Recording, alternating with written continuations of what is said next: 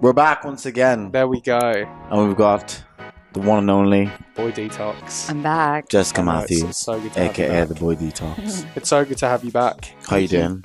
Good. I'm very good. You've been off, living your best life. in Bali. I have been. The island of gods, as they call it. Yeah.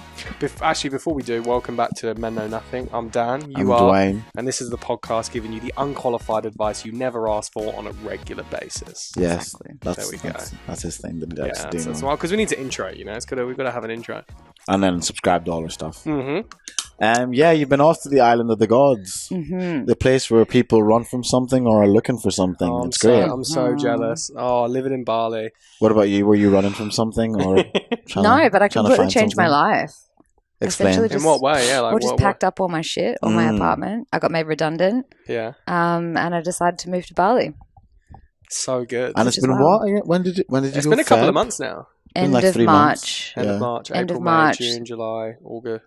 What month are we in? We're in June. June. Fuck, we're in June. Yeah. We're You in went June. past Yeah, June into August and didn't even realize September, Yeah. October. Oh. How has it been like settling in to Bali compared to Australia? It has been wild. Like Bali throws challenges at you left, right, and centre. Yeah. Apparently, it's to test your resilience, Yeah. and it certainly has tested my resilience.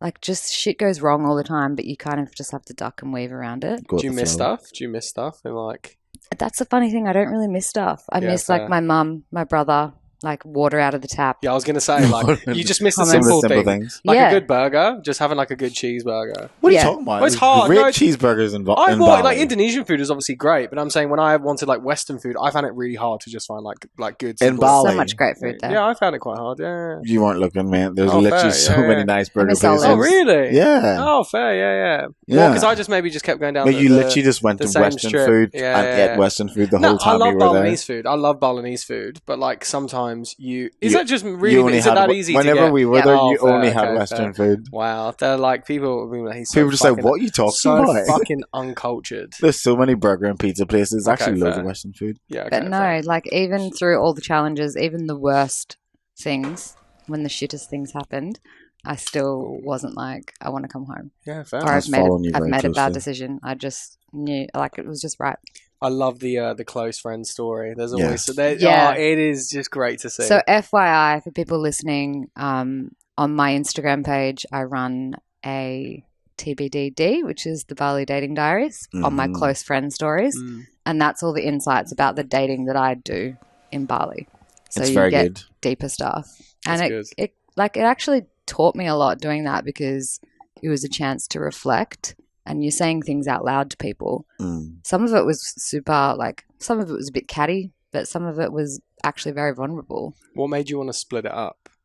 into close friends. Yeah. Just because I needed to have some privacy around yeah, it. that's fair. And I also promised myself that I wasn't there to do defamation. So Mm. no one's named. Yeah, Everyone gets a nickname. Everyone gets it. yeah. And There are some good nicknames as well. no Yeah, one's- you got some good nicknames. There's no photographs of people Yeah, people yeah. or anything like that. So Very respectful. yeah. So speaking of nicknames, we obviously do this "What Would You Do" segment at the start Yeah. of every episode. So the Boy Detox has one for the listeners. Fucking a great story. What would I do? Yeah. Yes, do what it do. So please So, take the indulge. floor. I've Yeah. heard this story before, but it's Yeah. It's always Everybody great. loves this story. So I also run dating confessions every week on TBD, and I feel like this story has just made me win dating confessions for the rest of the year / my life. I met a guy at a club in Bali on a Tuesday night, and I saw him, and I was like, "Oh fuck, it's a bit of my type." He's like tall, dark, handsome, tattoos, all that sort of stuff, and we talked for a little bit. Just put the thumbs up. We It talked. wasn't me, guys. It wasn't Dwayne. It wasn't me. His name starts with D. Everyone's name starts with D I at love the it. moment in my life. There's lots of D's, there's lots of A's. It's weird. I'm sure there was. A lot of vitamin D. Yeah, go on. So I met him in a club. We chatted a bit, like not much banter. He's kind of like hot but dumb. But anyway, Mhm. went home with him and I got on the back of his bike, and this should have been the first red flag. He was driving a Harley Davidson. Mhm. And in Bali, that's completely redundant. You do not need a There's no need power. for a No. Harley Davidson in Bali. He couldn't Not in drive Shanghai. it. He couldn't drive it. Oh.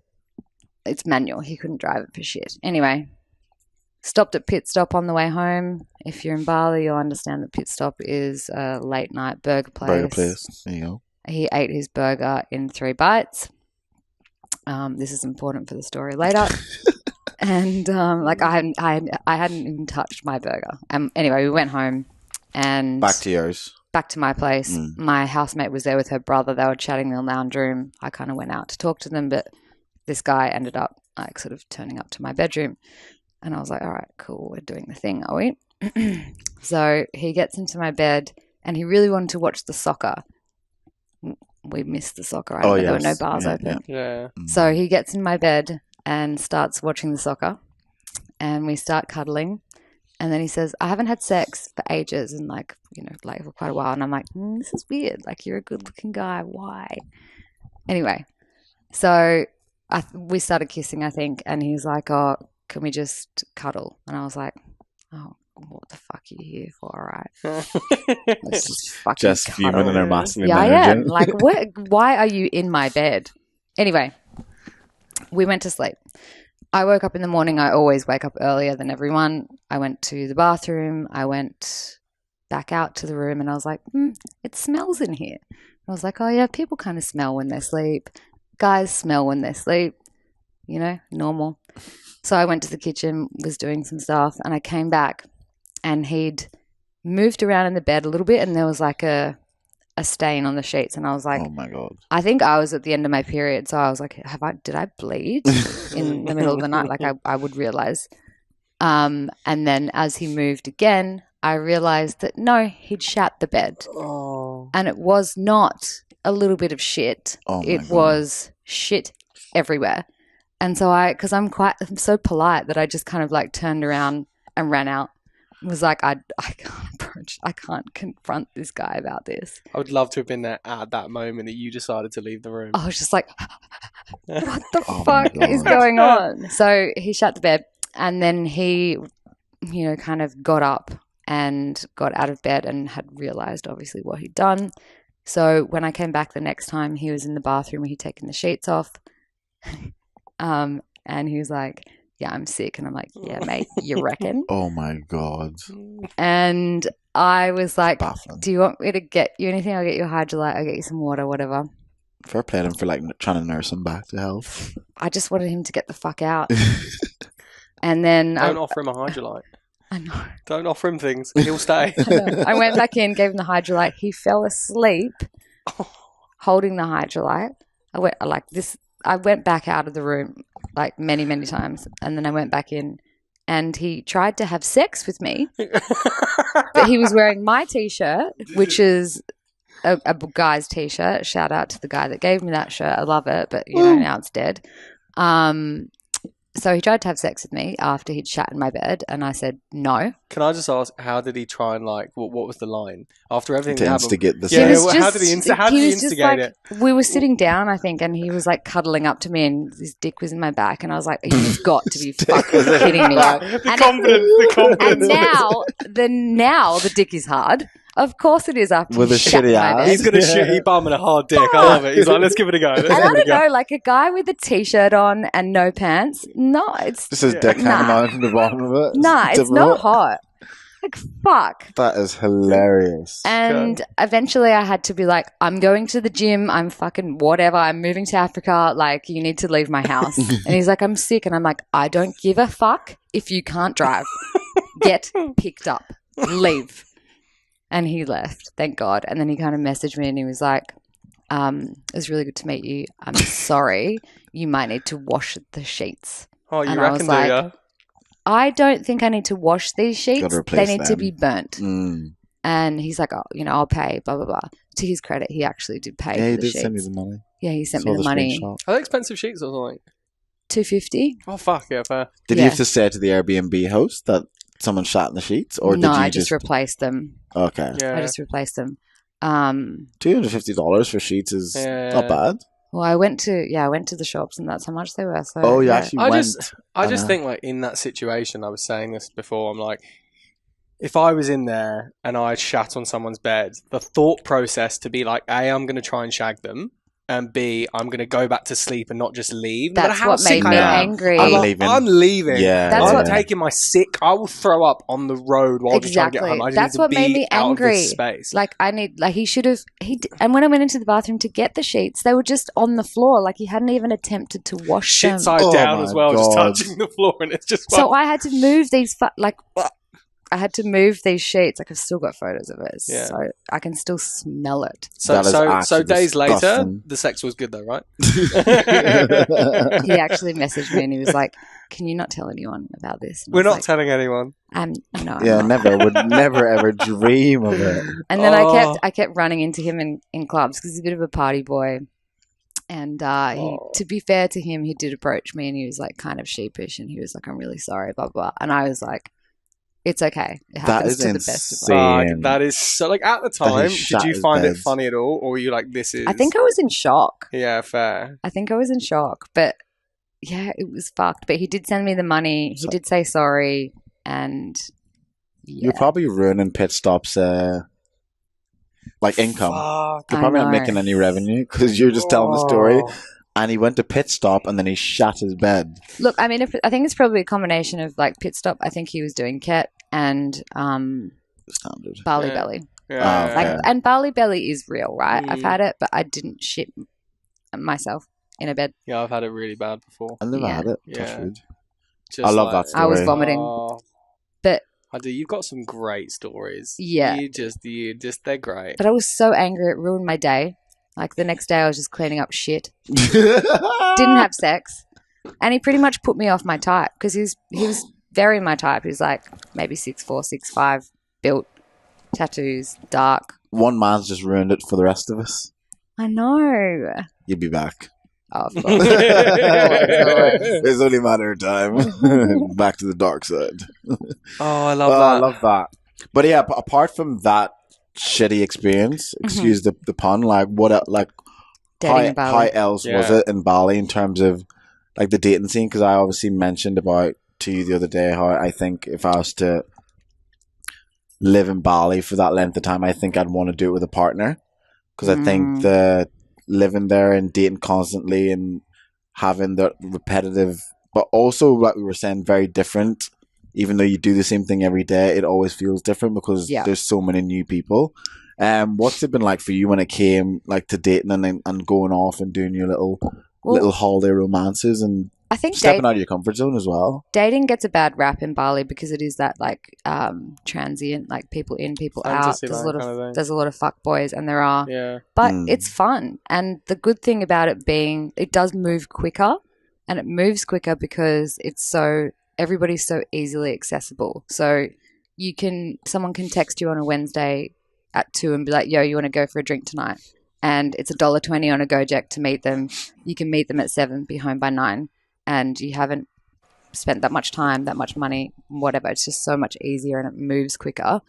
So then you kind of process through things a lot quicker. So even if somebody upsets you or breaks your heart or whatever, it happens more Okay. quickly. Do you think that also makes it hard to kind of maybe find someone who you want to date there because things just move so quickly and rapidly and you know everyone's really accessible? I think so. I think that, I mean, look, to be fair, I think we often as humans, we date for experience or we date with intention. And I tend to date for experience. And so Bali is a great place to do that because there's no shortage of opportunities to have new experiences with new people, which is amazing. You've got that holiday mode as well, where it's like almost if we're in like normal life and after 2 dates someone's like, oh, we were saying I'm taking this girl to the Gold Coast for 5 days. You're like, bro, what are you doing? You've just met her. Yeah. But in Bali it's different. You can kind of like like have that like normal. it's almost like when I don't know if you found it when I did farm work, like there are all these like really intense romances. Yeah. You know it's only short lived, so it's like they just go like a fucking 30 miles an hour or whatever, and it's like I think it's the same for Bali obviously because it's going to be short lived. You're like, fuck, we'll just dive go in right head in. first Yeah. and Yeah. just, go for gold. Well, yeah, there's 2 big experiences that came out of it for me. But the first one was with a guy that did live there, but we still had that like, like things happen quickly, and he would text me at like 11 in the morning and be like, "Do you want to go down to Uluwatu for the day?" And I'd be like, yeah, "Okay, why not?" Because why not? Because you could, yeah. Yeah. Fuck it. It's cool as well. Yeah. Like, Yeah. cool. Like, why the fuck not? And it's so different and it's Mm. so fun. It's so different from just being like, oh, we're going to go out for a drink. And But dinner. it's crazy how your environment changes your concept of Yeah. dating, because, like we were saying, if you're in Sydney and you just met someone and they were like, let's go to Jervis Bay for the weekend, that you just met twice, you'd kind be of like, say, oh, what the fuck? this guy's a fucking creep. Yeah. I don't know you. You could be anyone. La da da da da. This is very love bombing, and he's Yeah. going to pay for this like Airbnb. Yeah. This guy's got issues, but in Bali, you literally could meet someone like you have, and then after the second date, they could just say, do you want to go to Uluwatu? And you just go. Yeah. Just because of the environment you're in, and you kind of gone there to, like you said, experience life. Yeah. And then by accepting these invitations, even though it might seem this is intense, you're more open to the idea of going and just living within the intensity. Yeah. Like, there's a guy you met and you just got on the back of his bike, and then that was the guy to Remain. Uluwatu. Yeah, that's Yeah. Remain. Yeah. Wet lettuce. I had a really interesting experience with him actually, because I met him and I was like, like half into it, not really. He was chasing me around for a week, and I was like, Chasing he you around. was like, Literally just running away. like literally on a bike. lunch, dinner, breakfast, and I was like, like, calm down. We both live here. Like, chill. It'll happen. So like I love that. after a week, I saw him, and I was like, oh yeah, he's pretty cute. But I had this like really weird experience with him where I could see both, because usually when you're emotionally invested, you just go with the emotions and you're like all the way in. But I was able to be rational about it and be like, I don't actually like this guy that much. Like, there's a lot of things that probably don't line up with me. We're not actually that compatible. However, I enjoyed the fact that it was early days for me in Bali. I enjoyed the fact that he would come pick me up and take me out for dinner on a Wednesday, and I'd go and meet his friends for dinner, or I'd go down to Uluwatu. So I developed that kind of attachment despite not thinking he was actually compatible for me. So I could understand what was happening like in parallel sort of thing. Yeah. Why do you think you had that mindset? Because I feel like that's usually not you. How do you think I usually am? Emotional. Yeah, I think, like you say, you normally go in for the experience. Yeah, the experience, and then with this, there seemed to have been like maybe a bit of intention. Well, I don't know, I went into it for the experience and I was just going with it, but I could also just see, I was being careful because I could see how he was working it. Like, he would send me good morning baby text, which would make me want to vomit in my mouth. I'd be like, and I would freak out. I'd be like, oh my God, like, I've just been in Bali for 2 weeks. I don't need a boyfriend, blah, blah, blah, blah, blah, But I could see that he was creating this like false sense of intimacy between us, so that I did think it was kind of a thing. Yeah. And it works, because like I did get a little bit dragged into it and I was a little bit attached, but at the same time I knew what was happening. Like, I knew that's what he was doing, and I wasn't that compatible with him. Like, there are a lot of things that didn't quite fit.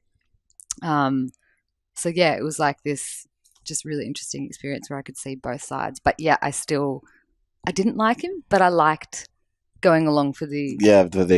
The ride, literally. Yeah. And so every time I kind of thought like, oh, he hasn't texted back, I'm annoyed or I'm upset about it, I have to be like, dickhead. Yeah, fuck. This is in your head. Yeah. And you just like it because he's picking you up on his bike and taking you out, and you don't really have, it's just there and it's easy and it's nice. Well, at least you knew that was the reason why. Yeah. Because sometimes you can be there stuck in like this limbo where you're kind of like not sure why you're entertaining it, even though you know you're not really into it, but you're like, I'm still going to go with it. But the fact that you kind of were aware of the reasons why you were going with the flow. Yeah, I was very aware of it. Yeah. And usually I wouldn't be. Usually I'd be like, this is not quite right, but I'm going to go with it because it feels good right now. And then I'd probably be more disappointed on the other side of it. But I could see what was happening. What would you say are like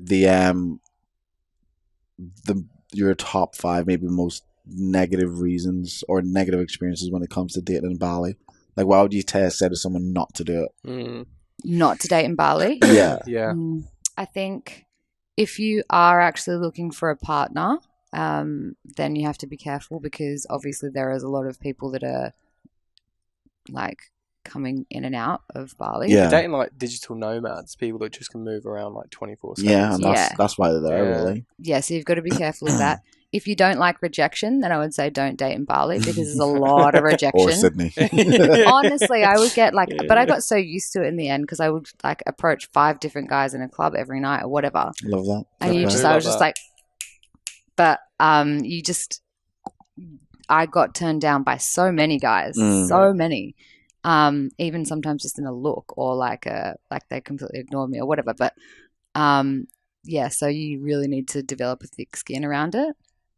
And you also have to understand that there's a interesting lesson came from like seeing a guy that was sleeping with my housemate, and she was in a club at the same time as him, and like obviously you think that they're going to hook up, and he was kind of with another girl, like another group of girls, and his mate was with another girl too. And I remember looking at the girl and thinking like she's much better, but it doesn't matter. It's just like who's there at the time. Yeah, it really doesn't matter. So transactional. It can be transactional. You need a thick skin. You need to get used to rejection. You need to understand that if you are dating for intention, you have to be really careful. And I think you do also need to understand whether one night stands are for you, because you can do that forever every night in Bali. Yeah. You can do that forever. Yeah. And I also think I learned like women actually do hold the keys to sex.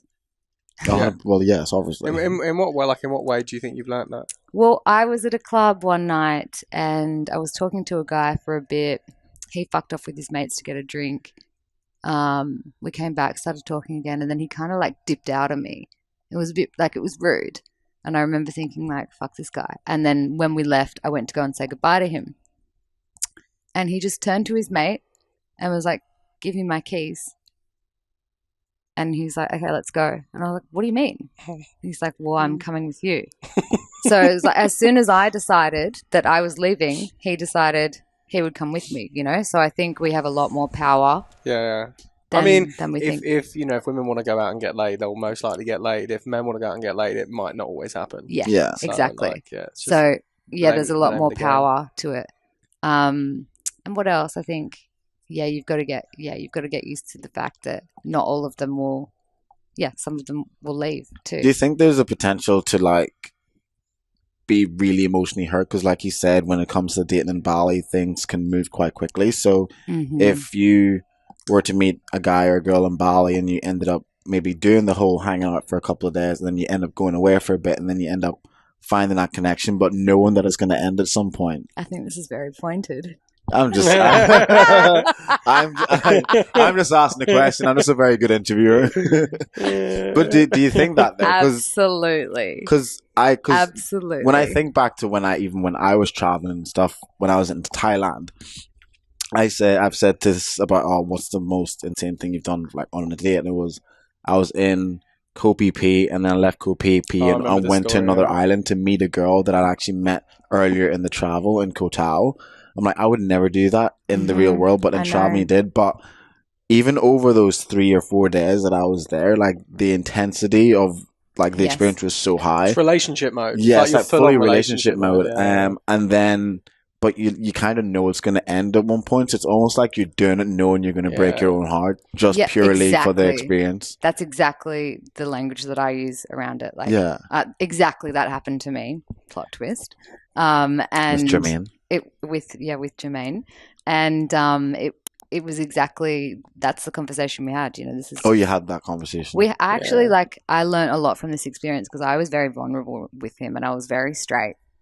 So I was very straight up. I said, you know, what I thought and what I wanted, and we kind of agreed that it would be a Bali thing, and but then you just, I think once he said yes, like I would like to spend as much time as I can with you before I leave, then you just fall into it. You just dip right in. You just get on the roller coaster. I think it's almost like, do you reckon it's almost good for some people who haven't really understood emotional connection to even have that experience? Yeah. Because like because it will teach you something. Like, it will teach you that you have the emotional availability. Yeah. You do have the propensity to feel like that about someone.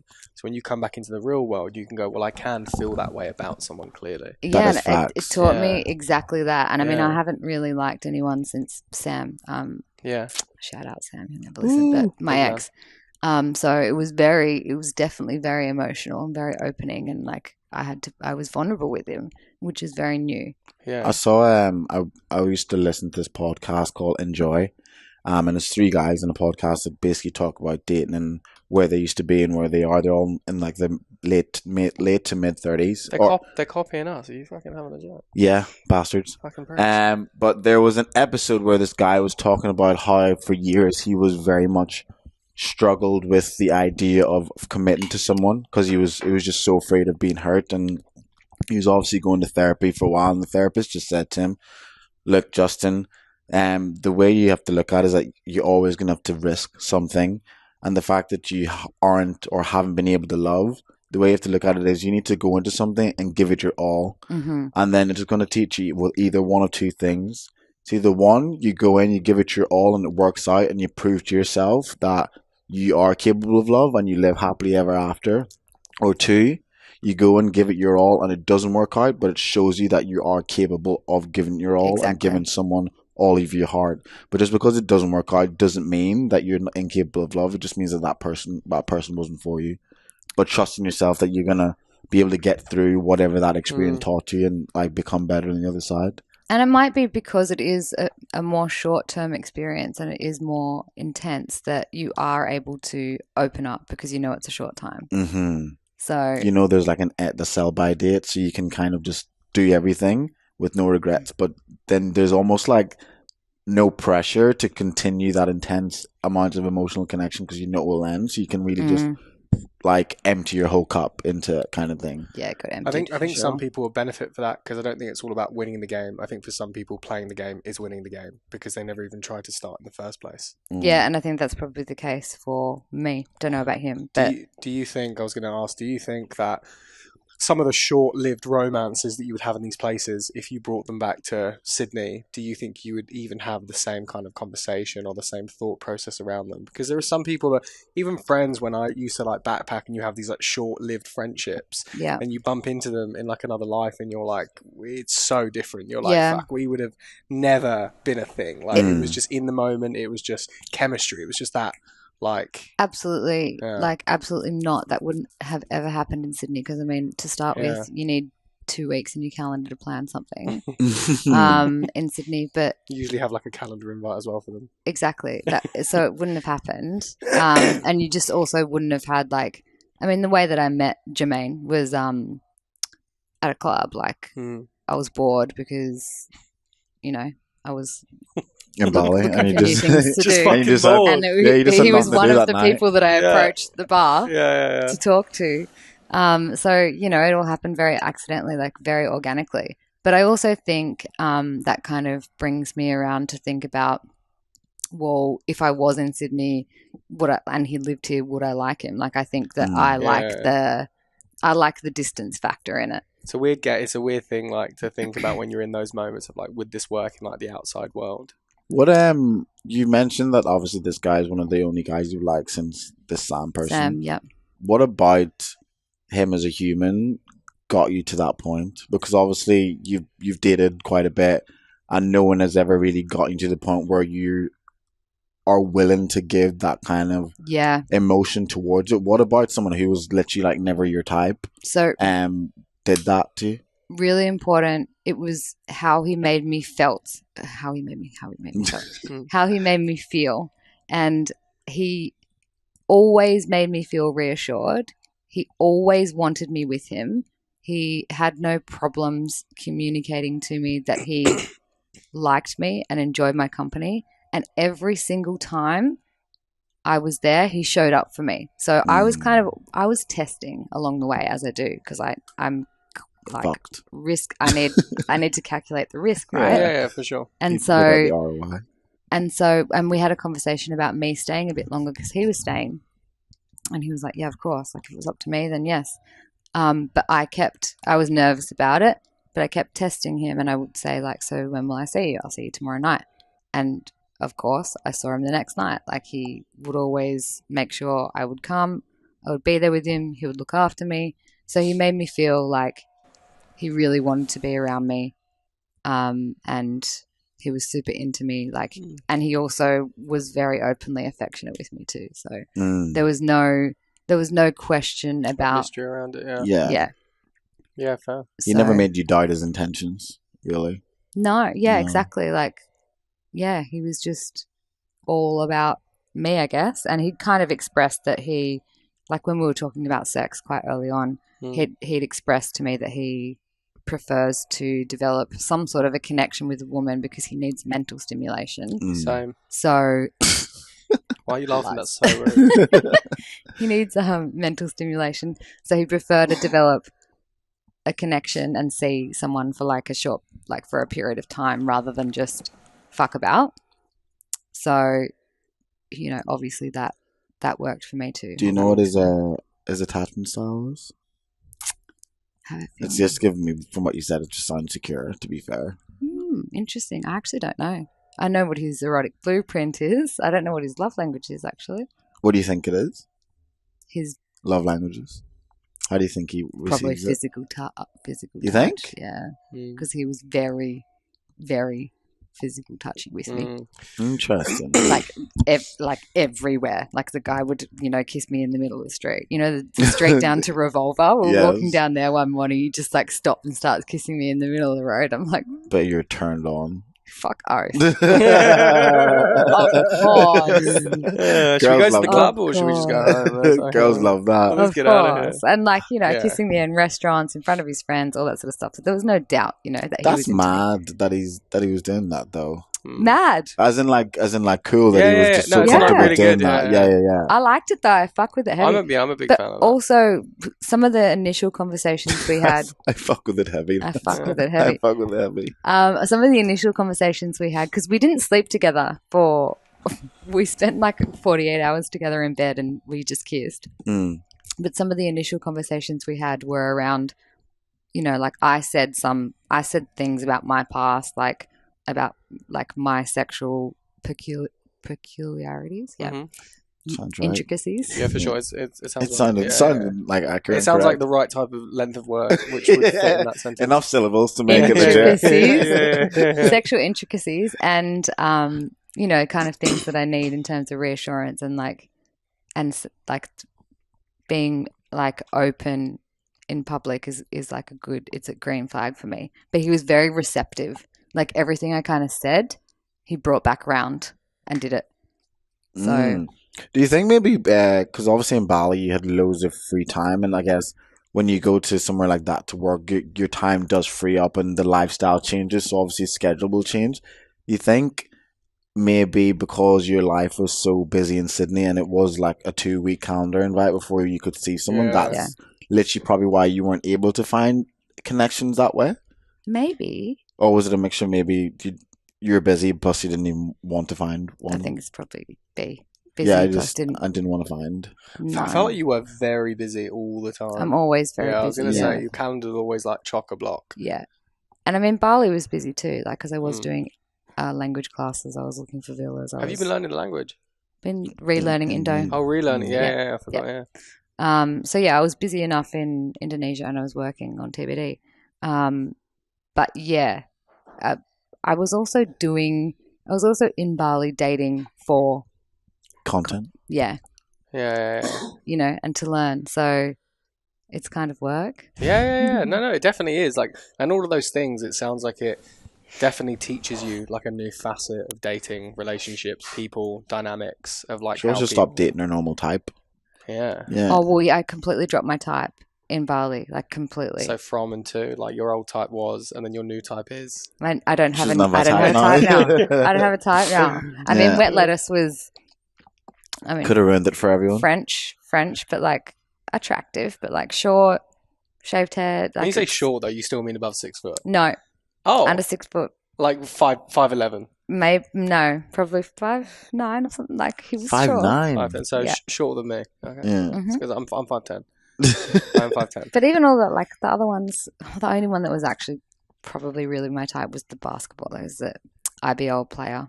Was this a guy who was like 6 foot? 7 foot. 7 foot. Fuck. 7 foot's ridiculous. I'm just It was curious. Why do you need to man. be I'm that curious of high? how you guys I look know. together because you were Stupid. so tiny. How does he even going for a kid? Like, how is he Stupid. I was up to his elbow. Like we only went on. That's ridiculous. We only went on one date, and I actually think it was because I was too small. People would and see too them and be short. like, "She is getting wrecked tonight." She is. It's so I feel funny. sorry, but you know, like you see Thor, like what's his name, Thor. You know, the guy in Game of Thrones and his missus. Oh, okay. She is tiny. Have you never seen yes, it? no, Thor, so, like Bora. nah, it's not. His name's not Thor. That's the god of Lord and No, Thunder. but that's his But I like know you're- weightlifting. the mountain. Yeah, the mountain. Yeah, Yeah. yeah. His name is Thor. His first name is Thor. It's Oh, like I thought- Thor, Bora and something. No, that is his name. Is it? And his missus is like. I've seen the tiny. picture beside his I'm missus. like, Very tiny. Jesus. Very, very tiny. That's like probably the first thing people message me when they meet you. I know. Yeah. That you're small. When I I've know. introduced her, I remember Kaz we were messaged me meeting. being like, "Oh my god, I She's met the so- boy Detox. She's so tiny." I'm like, "She's very small." Yes. Becky, when we were at VC's, Becky's like, she's a very little person. you must Everyone's look tall on How? You kind of You got big dick energy, that's why. You've got Okay, some no, big yeah, dick that's energy. not true. but you don't Yeah, look yeah, small no. when you're speaking to camera. No. Yeah, You've because got I good look at my energy. face. Yeah.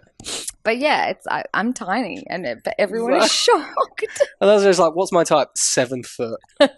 She's fucking. I've decided that 7 foot's too tall. I mean, Sam. Jesus. I've decided. My ex was 6'8", and that was fine. We got around that. Yeah. But like 7 foot, yeah, he actually flat out said to me like I've never really been in a relationship that worked with a girl shorter than 5'8", Mm. and I Yeah, just think fair. I was too small for him. Like, What are you, honestly. 5?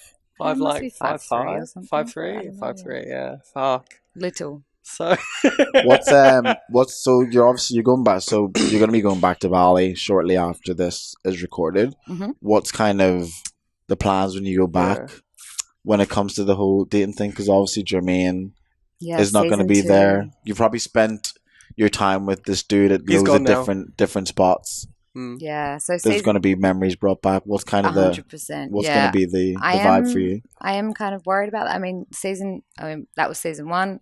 Season 2, I want it to be spicy. Season 2 is always better, but at the moment, it is a little bit like, and that's kind of part of the reason that I came home as well. I needed like a circuit Split it breaker up. from Yeah. it.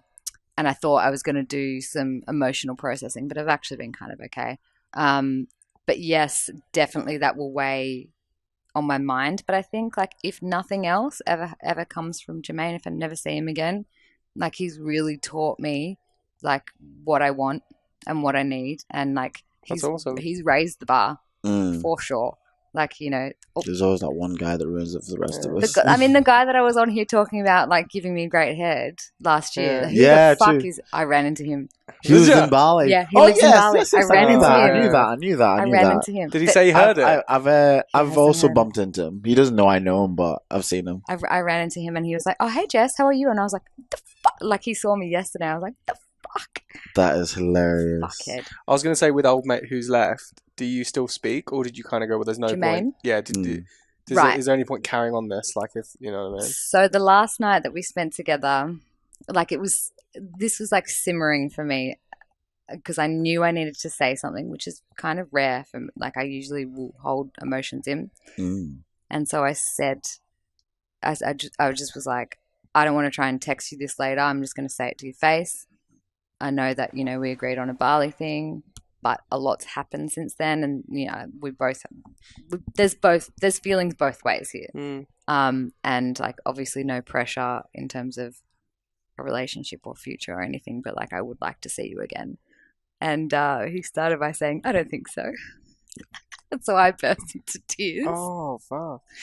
And then he kind of softened it. He said, like, you know, it's difficult. I'm traveling. You live somewhere else. And a lot of girls get caught up with us. And they see our lifestyle and they enjoy it. And they want to keep seeing us. And I was like, wash your fucking mouth out. Yeah, I was what? never here for your fucking lifestyle. So anyway, we corrected on that. But we had a conversation the next day and I said, you know, exactly the same thing. And he's like, I don't remember. Like, it was not a hard fuck yes. It wasn't a fuck yes, but it wasn't like a no and I never want to see you again. It was just like, well, you know, logistically and rationally, it does get It's probably one of those situations where he doesn't want to say yes because if someone wants to say yes, then there'd be a part of you that will just hold on to that. Exactly. And then he's obviously off traveling, and he's probably on boats and He is. seeing other women and He's in other. VVIP. Yeah, Yep, like yep. he's gonna be. He's in VVIP. Yeah, he's gonna be around all VVIP. very, very important people. Oh, sorry. Jesus Yeah, Christ. I thought it was like a new like. I mean, he's like his job is essentially to like, well, not his job, but like, yeah, there's a lot of very attractive. But for me, I would probably be the same if that was a situation I knew. Oh, if I'm going to be off traveling, probably meeting other girls, like it would be stupid of me to tell a girl yes, like. Yeah, he doesn't know, and to his credit, he never said anything the whole time. Like he never said,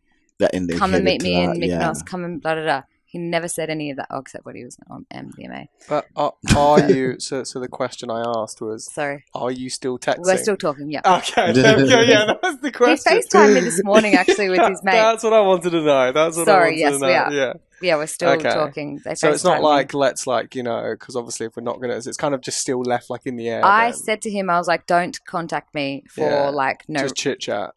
Yeah, I don't need it. Like that's fair. Don't pretend. It kind of like ruins it as well when you have this like really great experience and then it turns into just dragging on. How was your day? It's like fuck, we were never like how was your day? Yeah, it was always a lot more than that. There was a deeper level of connection. Don't turn it into something that's just like friends part, like strangers passing. Yeah, I said please don't feel obliged to do it. Like don't do it out of obligation. He's like, no, I would never. So there's a little bit of stress around it for me. Like, oh, is this the last time I'm gonna hear from him? But now I'm kind of just like. Just letting it be. Yeah, and just he's gonna do what he's gonna do. Do you find that easy? Easy to like sit with because like it's almost like it is what it is. I might hear from him, I might not. Would you feel better to be like a definitive yes or a definitive no? Because there's closure, right? Past Jess would say, yeah, I really struggle with it, but now I'm kind of okay. I'm getting better at sitting in the like going with the flow with it. Fair. And yeah, it doesn't feel like if I need to cut it off, I'll cut it off. But it doesn't feel too hard at the moment. Fair. Yeah. So you're in the state of going with the flow. Yeah, but I did struggle a little bit when I first came home, and he's in like other countries partying and whatever, and you're like, but like fuck it, whatever happens, Yeah, fair. What's your best, like maybe your 3 takeaway points from the whole experience? From that, definitely. Well, we've got drop your type. Definitely drop your type. Go and talk to more people. I can 100% agree with that. I don't think people should be allowed to have one singular type. No. Nah, and like I didn't even know what I was. North England, South England. I don't even know what I was doing when I approached. I think I went up to him and said, "Are you English or Aussie?" Because he looks. I don't know. He was German, and I was like, "Yeah." So it was completely accidental. So definitely that, but also I relearned just to be vulnerable where you can be. And I think that experience was the most vulnerable I've been in a long time. It wasn't just, it was like, I would tell him something, but yeah, it was vulnerability, but it was also like, I would tell him something. I'd be articulate about what I thought or what I needed or what I wanted or whatever. And then that's it. I'd drop it in. And then I learned to just be like, he'll do what he needs to do with that information. In response to that, yeah. If he doesn't come back, he doesn't come back. If he does, great. He did every time. But like, yeah, I think it's been a massive learning around. And I think that's something for men too. Like, men will do whatever the fuck they want to do. You just got to let them go, do their thing. And how they act and how they respond is everything. I was gonna say with the being vulnerable thing, I think that's it's a really hard thing for people to do until they do it. I think the easiest way to kind of tell people how to do it is that there are moments where you feel something is very uncomfortable and that would make you feel less uncomfortable. In that moment, just do the very uncomfortable thing. Yes. And that's the easiest way to like differentiate how you will then become more open. Just every time go, just fuck it. And it's like give yourself 5 seconds, just do it. Just do the uncomfortable thing. And the more you do it, the easier it is. And that's just like... And like I said, in the days leading up to him leaving or the day before, like I said, there was this like feeling like it was simmering. I was like, I can not say it and just let it go and I can text him about it later or I can fucking say it. And so I just said it, I think that's great. Yeah, so vulnerability. It gets easier as well. Like, like the more you do it, you're like, it just becomes second nature. Yeah. I think, And also within the job that you do as well, you help people through stuff like this, and Yeah. vulnerability is one probably key pillar 100%. that you speak to people. So it's also good that you're able to then put yourself out there and practice what you preach as well. yeah, Because then and you can also speak about it from a reference point. yeah, and a lot of the time, like I guide people Yeah. through it, but I'm still scared shitless. Preach the game, don't play it. Yeah, exactly. Coach the game, you don't play it. I'm still scared shitless. But yeah, so vulnerability for sure. I mean, tell people what you want and what you need, but also drop into like going with the flow. And that's another point that I had in going with the flow. Like, I kind of had this like reawakening around women having sex, because I think in 2023 women are a lot more dominant and a little bit aggressive sexually, and in terms of, well, when we want to have sex, we try and make it happen. You know, Okay. we're kind of impatient. Mhm. And I This is think, true. yeah. Well, do you agree? I know girls who are like that. If they want to go out, they'll just go and then message someone, say, come around. yeah, I wouldn't say it's more like being more aggressive. That's why I was like, trying to put it into context. But like, As in more forthcoming with their intentions. say you're like back at your place and there's a girl there and you don't want to have sex, but I mean, it will never happen to you. That don't is deeply offensive and true. Deeply offensive and true. You don't want to have sex, but you know that she wants to have sex. Like most girls will like try and make it happen. You know, like we are now a little bit impatient with it. Okay. And whilst I'm not dominant in the bedroom, I'm not dominant in the bedroom, I can be She impatient. just goes with the flow. But I can be impatient. Yeah. And I definitely have this feeling of like, if a guy's in my bed and he's sleeping there and we haven't had sex, I'm like, what's he here for? I don't get it, you know? So from him, I learned to kind of like lean back and I really, really had to be patient with him. But when I was patient and let him take the lead, then he was able to, it's like, it kind of increases his dominance slash It's like masculinity. the masculine energy and the feminine it allows them to sit. Yeah, it allows them to sit in their masculine, because I'm not in the masculine trying to make it happen. And because a lot of women now have a lot of masculine energy because they're independent, they're ambitious, blah blah blah. So that often transfers to the bedroom. So yeah, when you lean back and let the guy be dominant and be masculine, and they come to you, it's like it's so much more rewarding. Because it's so much more sexy, because they really want you and you really want them, and then it just but he pops off. obviously created an environment and an environment for you where you're able to basically relax, and then he could then become that masculine energy. Because I guess for a lot of women, a lot with men, the men don't create that safe space for them where they can maybe fall into their feminine and then allow the man to lead. So I've got so many like friends that who are women who are quite successful in their job, own their own business, but they say they struggle to fall into their feminine because throughout life, in the workplace especially, they're always having to be masculine in order to survive and to succeed. So they've been with dudes who they weren't able to then fall in back into feminine because the dudes just weren't shit. You know what I mean?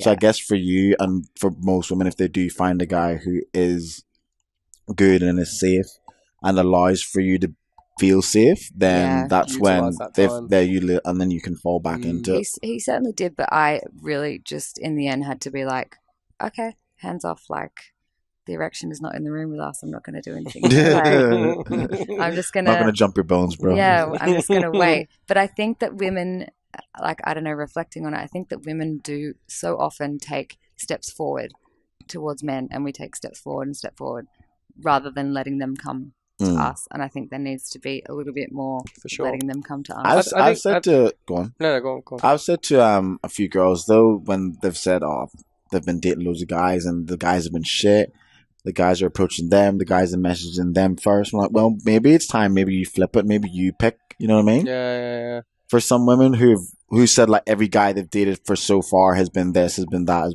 it's not been great.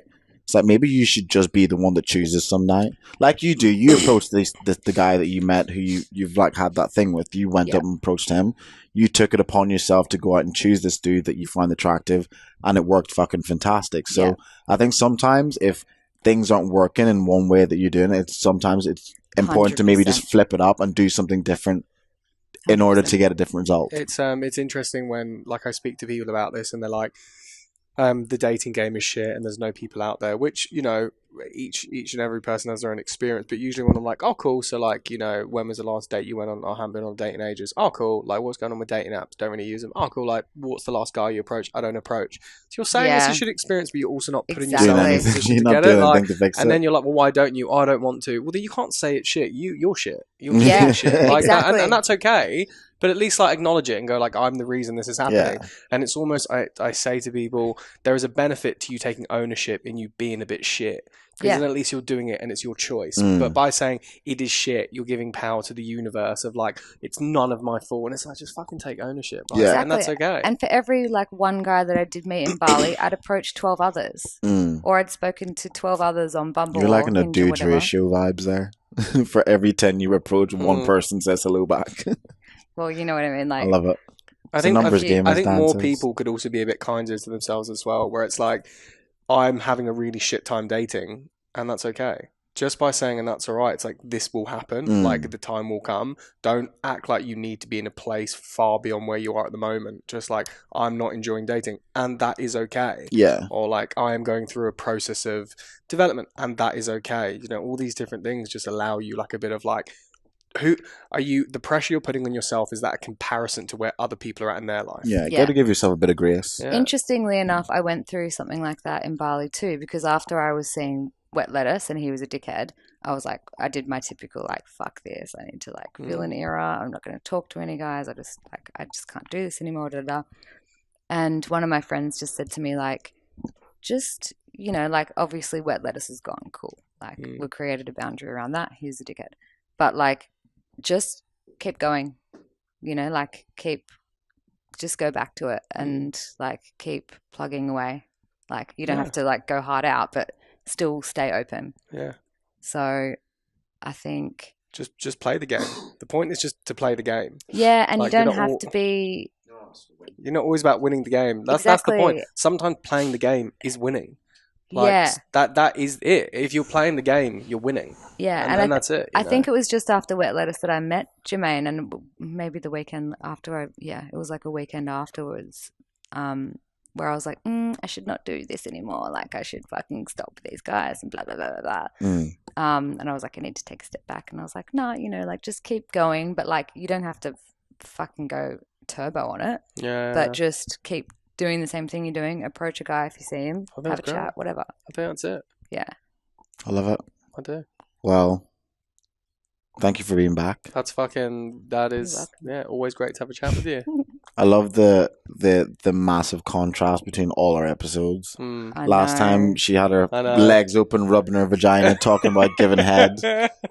And now we're into the nitty gritty of emotion. Oh my god. Yeah. And that's on growth. But, you know. That's on growth. The emotions. You look back in years to come and listen to these episodes and think, fuck. Yeah. Each episode was so different. So much growth and I still had no height change. Just FYI, I still had really great sex. Like the giving head articles are still, you know. Oh, very good. But Nick's. We'll beep that out. We'll just beep it. We'll not cut that. That's not Jermaine, but the other guy, the giving head articles guy, he's like off. He's like, fair. I thought he was the be all and end all, but he ain't. There you go. I leveled up.